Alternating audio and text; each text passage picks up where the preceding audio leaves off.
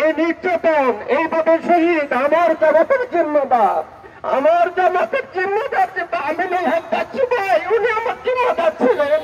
ওই জামাতের মামুন ছিলাম আমি। একটা মানুষকে এইভাবে মারতে পারে কল্পনা করা যায় না। একটা মানুষের উপর 15-20 জন লাঠি টর্চার করছে।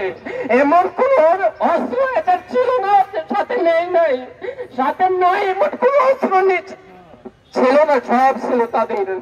এদেরকে আমি বলতে চাই, ও 7 পক্ষ হয়ে আজকে মেহনত করছো। তোমরা আমাদের ভাই ছিল, তোমরা আমাদের ভাই হয়ে থাকো, এটাই চাই। এখনো সময় আছে, ফিরে আসো, সময় আছে, ফিরে আসো।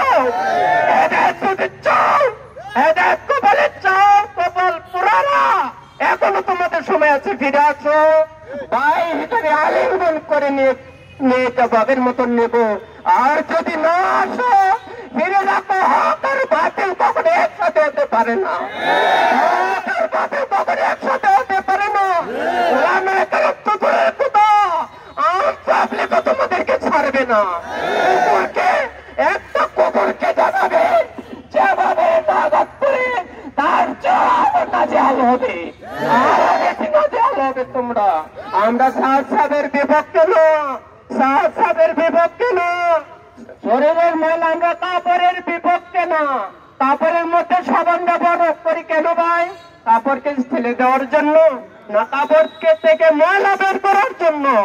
আমরা সাদ সাহেবের বিরুদ্ধে না, সাদ সাহেবের বিরুদ্ধে, সাদ সাহেবের মাঝে পুরানো হাদিসের ময়লা ঢুকছে, পুরানো হাদিসের ময়লা ঢুকছে।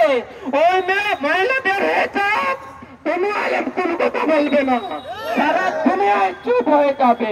উনি আমিরত্ব নিচ্ছেন, উনি সারা দুনিয়ার আমিরত্ব করবেন, আমাদের কোনো আপত্তি নয়, কিন্তু ময়লা বের করতে হবে। ওই পুরানো হাদিসের ময়লা বের না করে চলে এইভাবে থাকতে চাই, সর্বসাধারণ কোন অবস্থাতেই মানবে না। আজ এখন আবারও এটা আহ্বান জানাচ্ছি, ওই 7 পক্ষ নামে তারা মেহনত এখনো করছো, ওরা তো আহ্বান জানাচ্ছে, ফিরে আসো, ফিরে আসো। আগের মতন এক প্লেটে বসে খানা খাবো, তোমাদের সাথে আমাদের কোনো দুষ্কৃতি নয়, দুশ্মনী নয়। আগের মতন একসাথে আমরা ওই দাওয়াতের কাজে আঞ্জাম দেবো ইনশাআল্লাহ।